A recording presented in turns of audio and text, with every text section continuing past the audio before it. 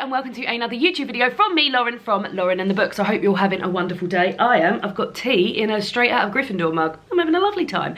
Today I'm going to be talking about positivity. Now, quite kindly, a lot of people say to me, oh Lauren, you're ever such a positive person, you're ever such a positive person. And I guess I hadn't really thought about that. And when I did have a little think about it, you're right, I am a positive person.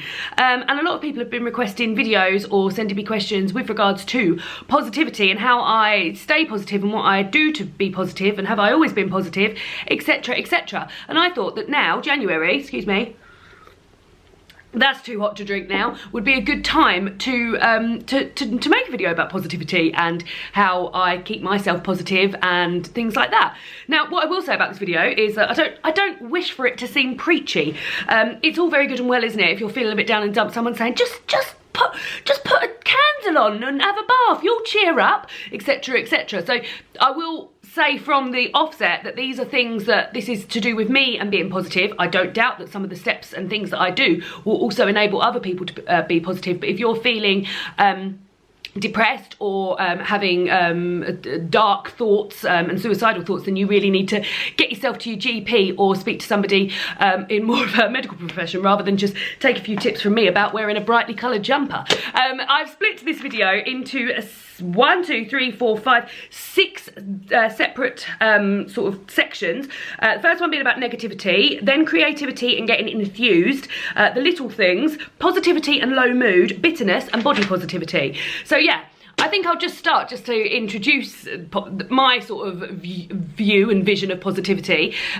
Positivity for me, God, it's going to be one of those videos where you say a word so much it just loses all meaning. But positivity for me is not just so much about being like this ever grinning person and being really enthusiastic about everything. It's also about feeling content with my life and feeling like I'm enough, and once I sort of got my head around that and the fact that you don't have to be like this big bouncy ball of personality all the time, you can have quiet moments yourself and they can still be positive moments, then it all just sort of fell into place after that. One top thing I will say, and I mentioned this in my Instagram stories when recently when this came up, is that you have to make this decision yourself that you're going to be positive, and you have to remind yourself constantly that you're fantastic, of the fantastic things you've done and of the fantastic things you're going to do. And that is something that I constantly do. I obviously do have down days. I'm not always upbeat and feeling wonderful, but I constantly remind myself of the fact that I am very happy in the skin that I'm in, and I've got a job that I enjoy, and I've got a hobby that I can share with other people. I've got a wonderful partner, I've got a fantastic group of friends, I live really close to my family, I like cold weather and I live in a place where cold weather seems to be happening all the time. It's down to the little things as much as the big things. So yeah, I think just before we even start, it's just important to acknowledge that there's different levels of positivity. So let's start with negativity. Negativity is something that is difficult to ignore. As I said, I have been known to have the occasional shit day at work, and you can't get away from life admin and doing chores and stuff that's not my favourite thing. But I balance that out with stuff that I love doing. So never a day will go by where I would have just had a completely shit day, because there'll always be something in there that I enjoy doing. For example, a cup of tea in bed at night. I love doing that, so that's always going to be there. Or having something nice for lunch, or taking 10 minutes to read in the bath, or having a chat with a friend, exchanging some WhatsApp messages with my best friend. There's always going to be something within that day that I can look to and think, that was nice. And I know a lot of people write these things down, which I think is probably helpful for some people. I don't do that, but if you wanted to at the end of each day, just to write down 3 positive things that have happened, even down to like using your new water bottle or things like that, just if you start identifying the little things, the big things tend to follow. Now, one thing that I will say, and some of these steps are going to be quite obvious and things that you've heard many, many times before, but as I said, they're just things that I've done. And this is sort of getting it out of the way straight away, is that you have to make the decision to surround yourself with positive people, and if you want to be positive, which sadly means sort of getting rid of some negativity in your life, whether that be Instagram accounts that you're following that you're not that don't make you feel good about yourself, because you're never going to be a size 8 on a beach in Florida somewhere, or because of various other reasons, not just body related, or whether it be a person in your life who drains you. And there have been people in my life that I've just sort of distanced myself to, not sort of like best pals and things like this, but these are people that I would spend time with, and then I'd come away and I'd feel exhausted. I'd feel like a shell of myself, and in some occasions I'd be in tears because I try to be so upbeat and positive all the time. I would spend my whole time trying to lift moods for people that were very determined to bring them down. So it might, even if you can't, and I don't like to use the term get rid of that person from your life, but if you can't distance yourself from toxic relationships because they're a close member of your family, or they're married to somebody you love, or they're fully ingrained in something, then what I feel like I've become is a master of being able to sort of steer the conversation away from negative chat. So if I can use an example, and this isn't an example, I've tried to really not include any specific personal examples, but for instance, if you have someone in your life who spends a lot of time dwelling on a past relationship that's gone wrong, then you need to steer that away from anything that could link, which I know is hard, because I know people who want to be in that sort of negative space are quite adept at bringing things back to that. But it might be a case of starting up a new hobby that has nothing to do with the thing that they keep bringing it back to, or watching a film which again has nothing to do with it, talking about that. If you have to spend time with people that potentially are a bit negative, then you need to learn to swerve it for your own sanity as much as anyone else's. So yeah, those are my thoughts on negative people. It's difficult, it really is difficult, but it's only you that can do something about it. Some people just aren't going to change their negativity, and you just need to sort of learn to steer conversations away from those kind of negative thoughts. The next section is about creativity and getting enthused. So one thing that I love doing is getting really behind something and getting really excited about a little pipe dream or a side project and things like that. And I feel like for me, a busy mind is a happy mind. And I'm not talking like busy like whirring around because there's loads of different stuff going on, but like just having a little project to get into. I was never an arty person at school. I've never really had any sort of artistic flair, but since I started doing YouTube, I've sort of gradually began to use the word creative to describe myself, because I've created this YouTube channel, guys, and I'm forever sort of curating sort of readathons. I've done cozy reading nights. I've arranged sort of craft days at my flat for my friends to come and enjoy have some crafts. And then there's been a massage woman there who's done that. And I've started this project of trying to cut back on less plastic, and I'm looking at fast fashion this year. And I just feel like if you can find something that you can get crafty with and get and enjoy, then that can take you away from some negative thoughts, and you can feed your positivity into that project. As well as me saying you've got a busy brain is a happy brain, similarly, I know when I need some quiet time, and you need to balance that out with some quiet time to get your head back in the game. As I said, get enthused, find something that you love and get behind it. For me, it's books, it's feminism, it's cats, it's watching David. It's just having a lovely time. And this year I'm adding, as I said, plastics and fast fashion to that. But yeah, definitely find something to get enthusiastic about and get behind it. It really helps, it really does. The next section I've got is some sort of little things that I've found. And these are just like little tiny tips. I'm gonna see if my tea's any cooler. These are just like little steps that I've definitely found in my life that have made me happier. For first thing, for example, is wearing bright colours and just embracing bright colours. I love to wear bright colours. They make me feel happy. They make me feel positive. If I'm wearing something bright, then yeah, I feel good. I've got a bright yellow chair. If I'm sitting in that chair, I am feeling positive. And just bringing bright things into my life has made me feel positive. It sounds like such a silly, stupid, tiny step, but it really has worked for me. Also, embrace guilty pleasures. If you enjoy something and it makes you feel happy and it makes you feel positive, then don't call it a guilty pleasure, just call it something that you love so much. If something makes you feel happy, there's absolutely nothing guilty in that at all. So eat, read, watch, have a lovely time with whatever you want. One other thing that I did, and this sort of relates into my anxiety, I suffered from anxiety for I mean, I still suffer now, I'm all right today, but it still happens.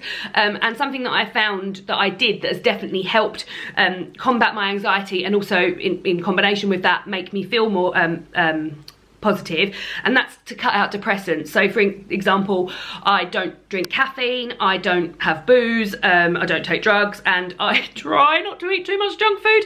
That is definitely something that I need to look better at, because junk food I am still eating.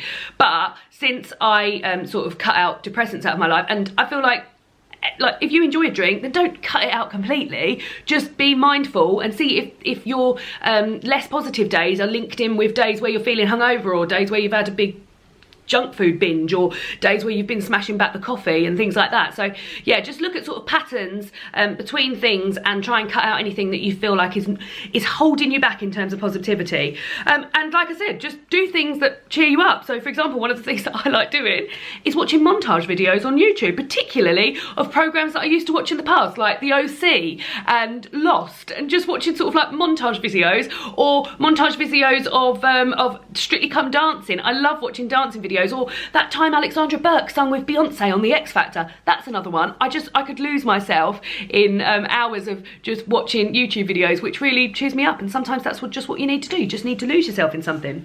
The next section is about positivity and low mood, and again, I'm gonna have another bit of tea to get myself going. As I explained at the beginning of this video, there's different types of positivity, isn't there? And I feel like positivity when it comes to low mood is a more quiet type of positivity. And when I have days like this, I concentrate more on self-care and looking after myself. So what I do things like activities that involve instructions. So for example, Lego, I quite like Lego because you can just really focus in. Sometimes I have a podcast on, or some music, or an audiobook. Sometimes I just have silence, but something that I can just really focus in on for an amount of time to sort of draw me away from my low mood. And quite often I will feel better once I've finished that task. As I said, Lego's a good example. Cooking or baking, that's a really good example. Or even things like going on a journey. So if I've had a really shit day at work, which doesn't happen very often, I am fortunate. I work for the NHS, and there are pressures on the NHS, but I feel pretty confident in my ability at work, and I've sort of learnt to leave any worries I might have at work. But for example, if you've got a commute or a journey home from work, and you're in a shit mood when you get in the car, when you get on the train, when you start your walk home, listen to something. Prepare yourself a playlist of songs that you love, or listen to an audiobook that you love. Listen to an old favourite. There's a lot of nostalgia involved with my feeling positive, and listen to that and think, by the time this journey's over, I would have shaken off what's happened there, and I'll be ready to come into the house and be fine. And that really works. That really works for me, like just thinking, let's leave that behind. And another thing I do is I keep reminding myself that this bad mood will pass. It's something that happens when I get period pains. I get such intense period pains, and I'm just literally crippled on a bed feeling awful with a hot water bottle slammed to me. Just David sort of feeding me ibuprofen and paracetamol, and I just have to keep reminding myself, because those are probably like my lowest moods, where I'm like, this will pass, this will pass, this will pass, this will pass, because probably tomorrow whatever's been making you feel negative might have dissipated, or there might be something you can do about it, but you just got to sort of keep reminding yourself that it's going to pass. Something that I haven't done, but I have heard a lot of, and this is something that I did when I was suffering from anxiety, is you could make yourself a positivity toolkit. When I was suffering from anxiety, I was chatting with my sister, who also suffers from anxiety, and she was saying that she was told to make a sort of anxiety toolkit and prepare yourself with things that can take you away from your anxiety and make you feel better. Well, why not apply this to other parts of your life, like positivity toolkit? This could be physical objects. It could be things like you've had a wonderful day and you were wearing a particular t-shirt. Well, when you're feeling a bit low, why not wear that t-shirt that reminds you of that day, or listen to a song when you were having a wonderful time before? And it could be tools to take yourself away from those from negative thoughts. It could be the thought of having a nap. Something that I feel when I feel anxiety, I always think, right, do I need a wee? Am I hungry? Am I thirsty? Am I too hot? Am I too cold? Or do I need to sleep? And those are sort of my 7 checklist things. And if I do still feel anxious or unhappy after I've checked those things, I think, right, okay, let's just look at this more seriously. So I feel like having a checklist of things to do, although don't get yourself too involved with that, that would definitely help me. So number 6 is dealing with bitterness. So bitterness, I used to hold grudges. I used to feel bitter thoughts, and let me tell you, it doesn't do good for anybody. Like, if you're just holding grudges and feeling hateful thoughts towards people or situations, particularly situations or people you can't control, then it's just winding you up, and it's just going to make you feel worse and worse. And it's something that I really try to enjoy. Stop comparing yourself to other people and concentrate on you. I was forever comparing myself to other people. I didn't have a boyfriend, and why has this person got a boyfriend? I'm skinnier than that person and she's got a boyfriend, or why has that person got a better job than me? I went to university, and forever just getting myself worked up in situations that I can't control. And I just feel like comparing yourself to other people is just a completely toxic place. Do not even go there. Stop that now, and just stop thinking about other people and things like that. One thing that I can say that I've done, which I really feel like has made a difference with this, and that is eradicating the feeling of jealousy. I was forever, and it's one of my pet hates, I hate it when people do it, is instead, so for someone saying, oh, for Christmas, I got David a trip to Disneyland, and someone saying, oh, I'm so jealous that you're going to Disneyland. And I hate that, because I don't want someone to feel jealous of me for going to Disneyland. I've worked hard to save my money, and we're going to Disneyland, and David really loves it, and that's all excited. This is, again, just an example.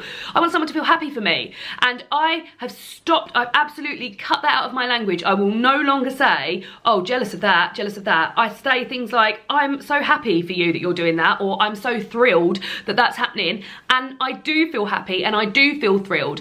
And cutting jealousy out, and just even as a concept, I don't even think of it, because I don't use the word, has just been such a positive thing for me. And if you catch yourself doing things like that, then really have a little think about if you actually do feel jealous of that person, or what you actually mean is that you feel happy for them. Because I think 9 times out of 10 you'll find that you actually feel quite happy for that person, and you've just been used to saying, oh, I'm jealous of that. But I just think jealousy in general is just it's not a good thing, is it? You're just going to get so worked up into this sort of downward spiral of misery, basically. It's going to bring you down in mood, because there's so many situations in other people's lives that have created the thing that they've got, if that makes sense. It probably doesn't make sense, but yeah, jealousy, no. So the last section that I want to talk about is body positivity.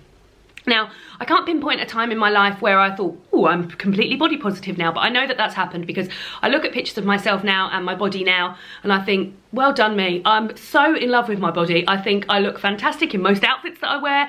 I'm really happy. I used to look back at photos of myself and just be so miserable, because I thought, oh, I look so much fatter, particularly because I was comparing myself to much thinner friends. And also, like, I just remember being like slumped in changing rooms because I couldn't fit in a size 14 and things like that. And that just does not mean anything to me. So if I can give you one sort of thing to work towards in terms of positivity, it's to fall in love with your body again. And whether that be following body positive things on Instagram, or wearing clothes that you think suit you, or just whatever you can to do, start falling in love with your body, because that has really helped me in my positivity lifestyle. And I feel like it has reflected, it has sort of been reflected in a lot of people that I know in real life. For instance, I would see like members of my family, and they'd say, oh, you've lost weight, rather than how are you? And now people know that I don't care about losing weight or anything. People actually ask how I am, and we talk about other things other than the fact that I'm on this diet, or I'm doing that, or something like that. And I just feel like it really reflects, your body positivity will radiate onto other people. David and I were saying last night how we'd like to be a bit healthier. Neither of us said thinner. We'd both like to be a bit healthier. We'd both like to be in a situation where we're not getting worn out after walking up a set of stairs. And I had a little moment of realization there, where I was like, God, do you know what, 5 years ago I would have been like crying on the sofa about the fact that I'm in a size 18 pair of trousers now, but I just don't feel like that anymore. I feel good about myself. I really love my body. I really do. So yeah, if you can, and that would be my first step, is that I would ask you, just because it worked for me, just to fall in love with your bod. That's my number one thing. So That's my video on positivity. I've got a lot of editing to do. I hope it's worked out okay. Would love to hear from you guys. As I said, these are sort of all steps and things that I've done in my life, or things that I think would help me. They're not going to be great for everybody, but I would really, really like to hear down below in the comments if you've got steps or things that you did to make you feel positive. Really want it to be like a really nice, fun comment section where we're all chatting about positive things and things like that. I hope this has been helpful. I hope you're all having a lovely January so far. I know January can be tough for some people, but just take care of yourself, look after yourself, go out for a walk or something, chill out, have a bath, do all things that you love, and I'll see you all again soon for another BookTube video.